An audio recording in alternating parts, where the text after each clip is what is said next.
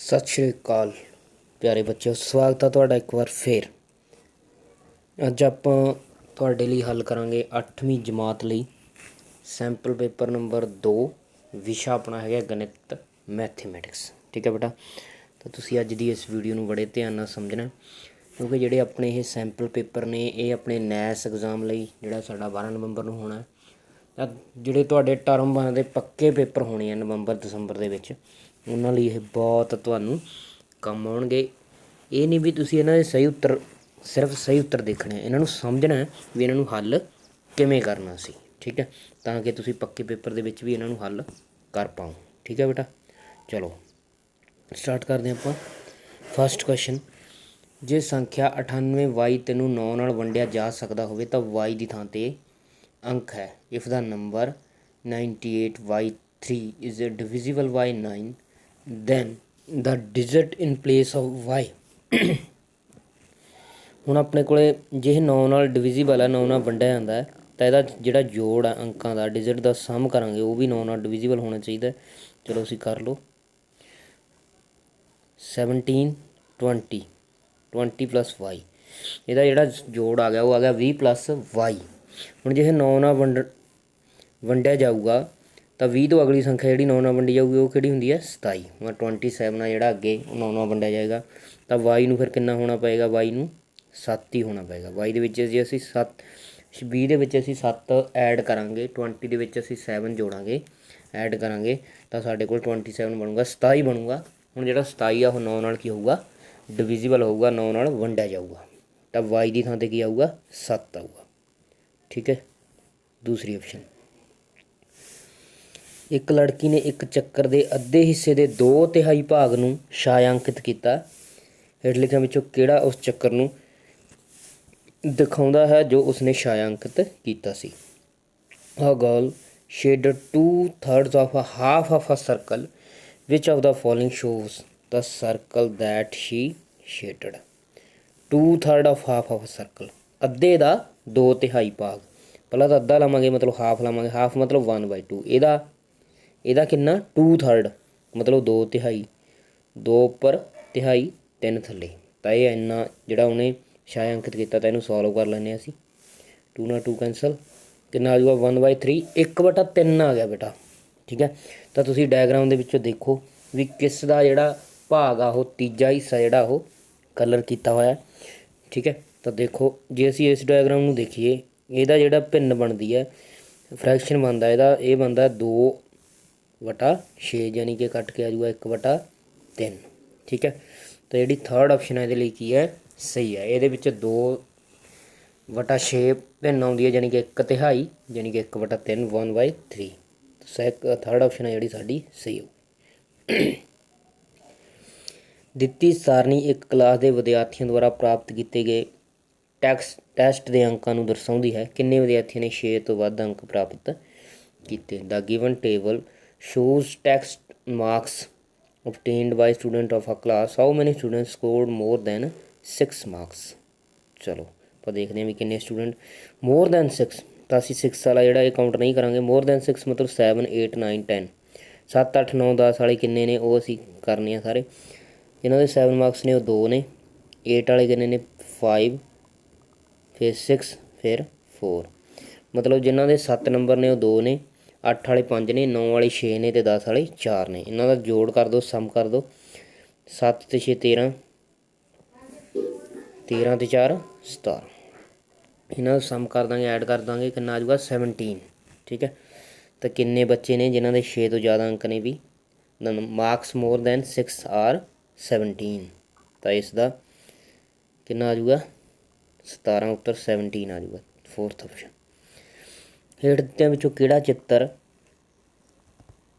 ਦਿੱਤੇ ਆਇਤ ਦੇ ਘੇਰੇ ਨੂੰ ਦਰਸਾਉਂਦਾ ਹੈ। ਆਇਤ ਦਾ ਘੇਰਾ ਕੀ ਹੁੰਦਾ ਬੇਟਾ, ਆਹ ਇਹਦੀ ਲੈਂਥ ਹੈ ਯਾਨੀ ਕਿ ਲੰਬਾਈ ਹੈ, ਇਹ ਇਹਦੀ ਬ੍ਰੈਡਥ ਹੈ ਯਾਨੀ ਕਿ ਚੌੜਾਈ ਹੈ। ਠੀਕ ਹੈ, ਜਿਹੜਾ ਆਇਤ ਦਾ ਪਰਿਮਾਪ ਹੁੰਦਾ ਜਾਂ ਘੇਰਾ ਹੁੰਦਾ ਜਾਂ ਪੈਰੀਮੀਟਰ ਅਸੀਂ ਕਹਿ ਲਈਏ, ਉਹ ਹੁੰਦਾ 2 ਗੁਣਾ ਲੰਬਾਈ ਪਲੱਸ ਚੌੜਾਈ, 2 × L + V। ਤਾਂ ਪੁੱਟ ਕਰ ਦਿਓ ਵੈਲਿਊ, 2 × L ਸਾਡੇ ਕੋਲ ਲੰਬਾਈ ਕਿੰਨੀ ਹੈ 5x, ਚੌੜਾਈ B ਸਾਡੇ ਕੋਲ ਕਿੰਨੀ ਹੈ 3x। ਤਾਂ ਜਿਹੜਾ ਇਹਦਾ ਪਰਿਮਾਪ ਆ ਉਹ ਆਊਗਾ 2 5x + 3x, 2 5x + 3x। तीजी option है जी ये सही आऊगी। ठीक है, मैं दसना सी which of the following represent perimeter. Perimeter ਨੂੰ ਕਿਹੜਾ रिप्रजेंट करता? Third option.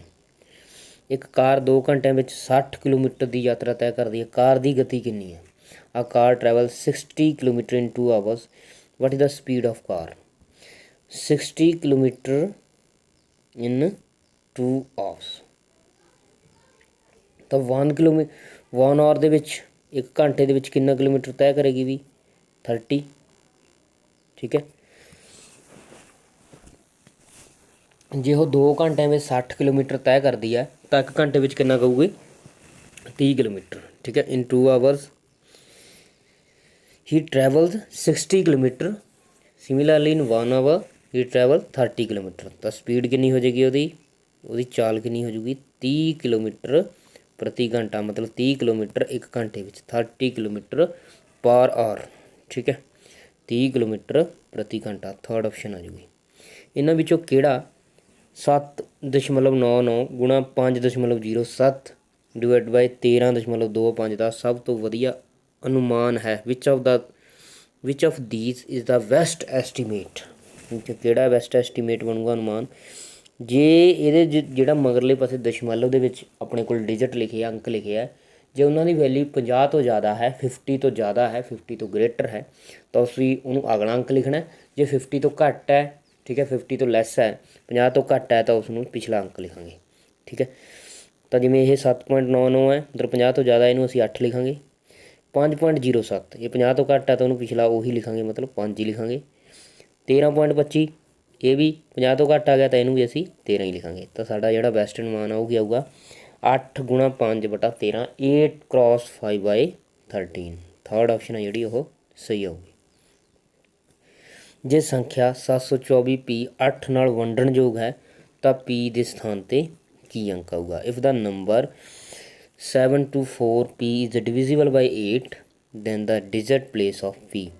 As we know ਵੀ ਜੇ ਅਸੀਂ ਲਾਸਟ ਅਸੀਂ ਚੈੱਕ ਕਰਨਾ ਵੀ ਨੰਬਰ ਡਿਵੀਜ਼ੀਬਲ ਬਾਈ 8 ਹੈ ਜਾਂ ਨਹੀਂ, ਮਤਲਬ ਨੰਬਰ ਆ ਜਿਹੜਾ 8 ਨਾਲ ਵੰਡਿਆ ਜਾਂਦਾ ਜਾਂ ਨਹੀਂ, ਤਾਂ ਉਹਦੇ ਪਿਛਲੇ 3 ਅੰਕ ਆ ਉਹ 8 ਨਾਲ ਵੰਡੇ ਜਾਣੇ ਚਾਹੀਦੇ ਨੇ। ਚਲੋ ਤਾਂ ਅਸੀਂ ਦੇਖਦੇ ਹਾਂ 8 ਨਾਲ ਡਿਵਾਈਡ ਕਰਕੇ 3 ਤੇ ਜਾਏਗਾ, 3 ਤੇ 24 ਇੱਥੇ ਤੱਕ ਕੈਂਸਲ। ਹੁਣ ਪੀ ਨੀਚੇ ਆਊਗਾ ਤਾਂ ਪੀ ਜਿਹੜਾ ਵੀ ਅੰਕ ਆਊਗਾ ਉਹ 8 ਨਾਲ ਡਿਵਾਈਡ ਹੋਊਗਾ, ਕਿਉਂਕਿ ਫਿਰ ਹੀ ਇਹ ਪੂਰਾ ਡਿਵਾਈਡ ਹੋ ਸਕਦਾ। ਤਾਂ ਪੀ ਦੀ ਥਾਂ 'ਤੇ ਫਿਰ ਕਿਹੜਾ ਅੰਕ ਆਊਗਾ ਬੇਟਾ? ਡਿਜਿਟ ਕਿਹੜੀ ਆਊਗੀ? 8 ਆਊਗਾ।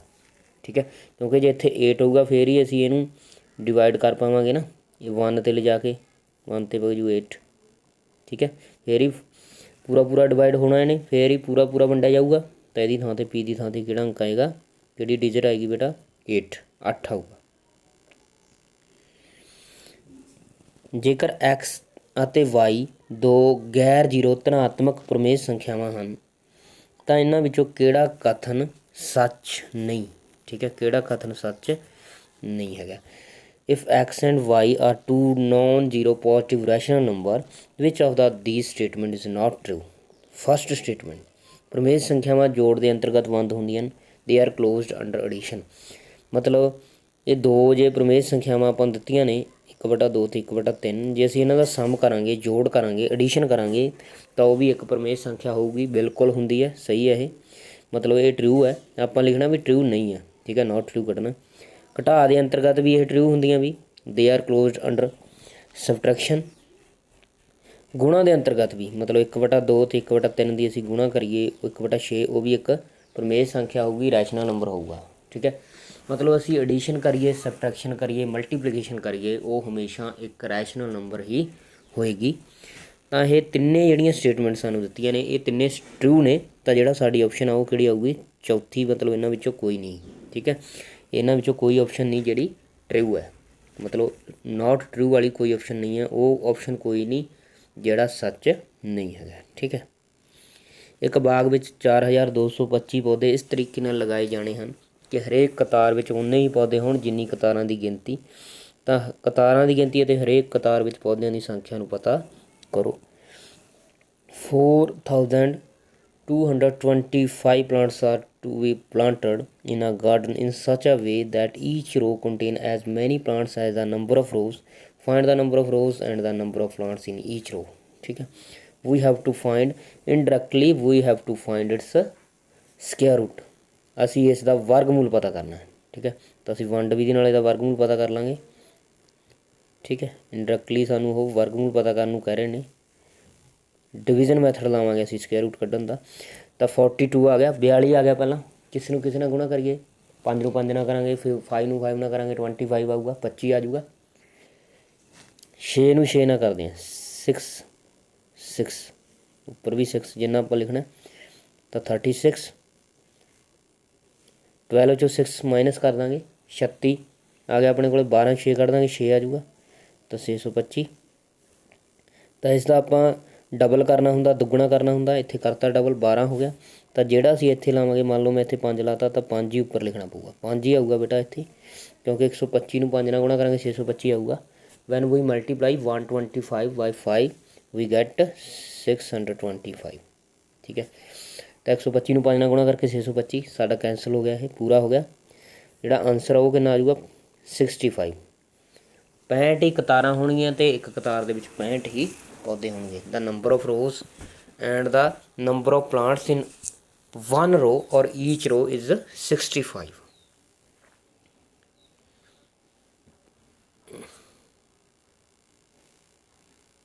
Third option.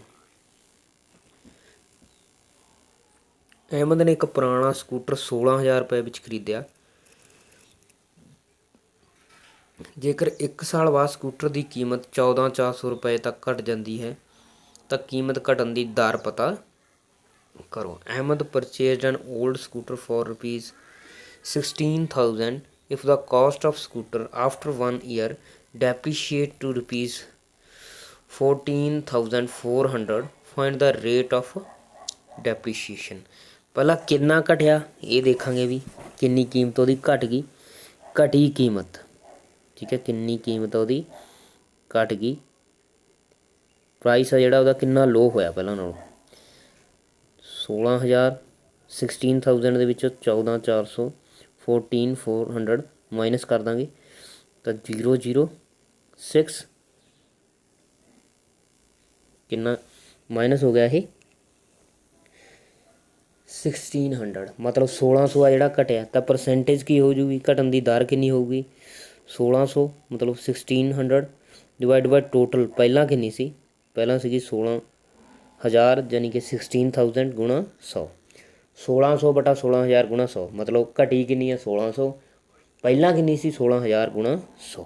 ਤਾਂ ਜੀਰੋ ਨਾਲ ਅਸੀਂ ਜੀਰੋ ਕੱਢ ਦਾਂਗੇ, ਇੱਕ ਜੀਰੋ ਨਾਲ ਇਹ ਜੀਰੋ ਕੱਟੀਆਂ, ਦੋਨੇ ਜੀਰੋ ਕੱਟੀਆਂ ਗਈਆਂ, ਜੀਰੋ ਨਾਲ ਜੀਰੋ, 16 × 16 16 ਦਾ ਆਇਆ 160। 160 ਨੂੰ ਆਪਾਂ 16 ਨਾਲ ਡਿਵਾਈਡ ਕਰ ਦਾਂਗੇ 10 ਆ ਜੂ, 160 ਨੂੰ 16 ਨਾਲ ਭਾਗ ਕਰਕੇ ਕਿੰਨਾ ਆ ਜੂਗਾ 10। ਤਾਂ ਜਿਹੜੀ ਘਟਣ ਦੀ ਦਰ ਹੈ ਰੇਟ ਆਫ ਡੈਪਰੀਸ਼ੀਏਸ਼ਨ ਉਹ ਕਿੰਨਾ ਹੈ 10%, 10%। ਫੋਰਥ ਆਪਸ਼ਨ ਸਹੀ ਆ ਜੂਗੀ। ਜੇ ਕੋਈ ਕਾਰ 5 ਲੀਟਰ ਪੈਟਰੋਲ ਦੇ ਵਿੱਚ 80 ਕਿਲੋਮੀਟਰ ਦੀ ਯਾਤਰਾ ਤੈਅ ਕਰਦੀ ਹੈ ਤਾਂ 15 ਲੀਟਰ ਪੈਟਰੋਲ ਵਿੱਚ ਉਸ ਦੁਆਰਾ ਤੈਅ ਕੀਤੀ ਗਈ ਦੂਰੀ ਕਿੰਨੀ ਹੈ। If a car travels 80 kilometre in 5 litre of petrol then the distance covered by it in 15 litre of petrol is 5 litre. ਠੀਕ ਹੈ, 5 ਲੀਟਰ ਦੇ ਵਿੱਚ ਕਿੰਨਾ ਟਰੈਵਲ ਕਰਦੀ ਹੈ ਵੀ 80 ਕਿਲੋਮੀਟਰ ਮਤਲਬ 80 ਕਿਲੋਮੀਟਰ। ਆਪਾਂ ਨੇ ਕੀ ਪਤਾ ਕਰਨਾ 15 ਲੀਟਰ ਦੇ ਵਿੱਚ ਕਿੰਨਾ, 15 ਲੀਟਰ ਦੇ ਵਿੱਚ ਕਿੰਨਾ ਕਰੇਗੀ। ਹੁਣ ਕਿੰਨੇ ਨਾਲ ਗੁਣਾ ਕੀਤੀ, 5 ਨੂੰ 15 ਬਣਾਉਣ ਲਈ ਅਸੀਂ ਕਿੰਨਾ ਮਲਟੀਪਲਾਈ ਕੀਤਾ 3 ਨਾਲ। ਤਾਂ ਇੱਧਰਲੇ ਪਾਸੇ ਵੀ ਅਸੀਂ 3 ਨਾਲ ਮਲਟੀਪਲਾਈ ਕਰ ਦਾਂਗੇ, 3 ਨਾਲ ਗੁਣਾ ਕਰ ਦਾਂਗੇ, ਕਿੰਨਾ ਕਿਲੋਮੀਟਰ ਚੱਲੇਗੀ 240। ਤਾਂ ਸਿੰਪਲੀ ਕੁਐਸਚਨ ਆ ਬੇਟਾ, ਜੇ 5 ਕਿਲੋਮੀਟਰ ਦੇ ਵਿੱਚ 80 ਚੱਲਦੀ ਹੈ ਤਾਂ 15 'ਚ ਕਿੰਨੇ ਚੱਲੇਗੀ 80 ਗੁਣਾ 3 ਯਾਨੀ ਕਿ 240 ਕਿਲੋਮੀਟਰ, 240 ਕਿਲੋਮੀਟਰ। ਸਿੰਪਲੀ ਸੀ ਇਹ ਤਾਂ। ਸੈਕਿੰਡ ਆਪਸ਼ਨ, ਜੇ ਇੱਕ ਚੱਕਰ ਹੈ ਉਹਦਾ ਅਰਧ ਵਿਆਸ ਦੁੱਗਣਾ ਹੋ ਜਾਂਦਾ, ਇਸ ਦਾ ਨਵਾਂ ਖੇਤਰਫਲ ਕੀ ਹੋਏਗਾ। ਚਲੋ ਪਹਿਲਾਂ ਵਾਲਾ ਜਿਹੜਾ ਖੇਤਰਫਲ ਸੀ ਉਹ ਸੀਗਾ πr²। ਪਹਿਲਾਂ ਵਾਲਾ ਉਹਦਾ ਏਰੀਆ ਜਿਹੜਾ ਉਹ r², ਰੇਡੀਅਸ ਹੁਣ ਡਬਲ ਕਰਨਾ ਸੀ, ਨਿਊ ਏਰੀਆ ਦੱਸਣਾ ਮੈਂ ਕਹਿੰਦਾ। ਠੀਕ ਹੈ, πr² ਸੀ। ਹੁਣ ਨੈਕਸਟ ਅਸੀਂ r ਨੂੰ ਕੀ ਪੁੱਟ ਕਰਾਂਗੇ 2r ਕਰਾਂਗੇ। ਠੀਕ ਹੈ, ਚਲੋ ਨੈਕਸਟ ਏਰੀਆ ਕਿੰਨਾ ਬਣ ਜੂਗਾ, πr ਨੂੰ ਅਸੀਂ ਕੀ ਭਰਨਾ 2r², ਪਾਈ 2r ਕੀ ਬਣ ਜੂਗਾ ਜੀ 4r²। 4 ਨੂੰ ਅਸੀਂ ਬਾਹਰ ਕੱਢ ਲਾਂਗੇ, 4 × πr²। ਤਾਂ ਕਿੰਨੇ ਗੁਣਾ ਹੋ ਗਿਆ ਬੇਟਾ ਪਹਿਲਾਂ ਨਾਲੋਂ, ਇਹ 4 ਗੁਣਾ, 4 ਟਾਈਮ ਹੋ ਗਿਆ ਪਹਿਲਾਂ ਨਾਲੋਂ। ਠੀਕ ਹੈ, ਪਹਿਲਾਂ ਸੀਗਾ ਪਾਈ ਆਰ ਸਕੁਆਇਰ, ਹੁਣ ਬਣ ਗਿਆ 4 ਪਾਈ ਆਰ ਸਕੁਆਇਰ। ਤਾਂ ਕਿੰਨੇ ਟਾਈਮਸ ਹੋ ਗਿਆ? 4 ਟਾਈਮ ਹੋ ਗਿਆ, 4 ਗੁਣਾ ਹੋ ਗਿਆ ਪਹਿਲਾਂ ਨਾਲੋਂ।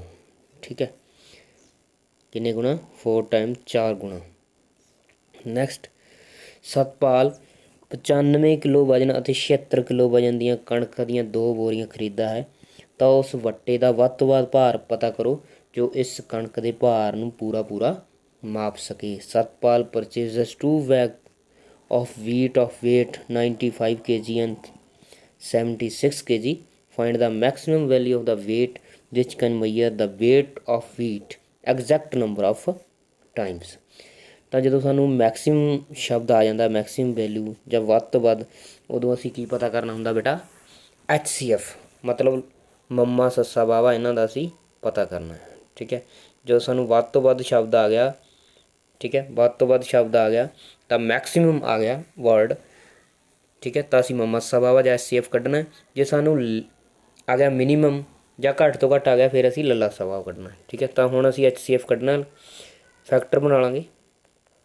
ਫੈਕਟਰ ਇਹਦੇ ਬਣ ਗਏ 5 × 95, 19 5 95 ਹੁੰਦੇ ਆ, 95 ਦੇ ਫੈਕਟਰ 5 ਤੇ 19, 76 ਦੇ ਫੈਕਟਰ 19 ਚੌਕਾ 76 ਹੁੰਦੇ ਆ, 4 × 19।